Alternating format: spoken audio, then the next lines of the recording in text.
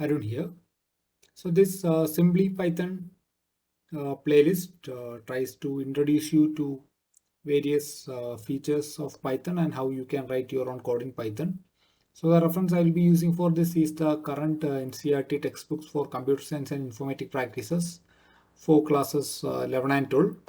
So basically students nowadays are learning Python in plus 1 plus 2 itself.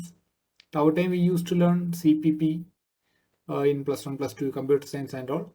So basically, so I will be assuming that you are not familiar with Python. And so as such, I'll be following a hands-on approach in that. We will like code and go as we go through each of the topics, and we will go in detail through each of the topics. And so this is a brief overview of the Python related subjects which are covered in each of these textbooks.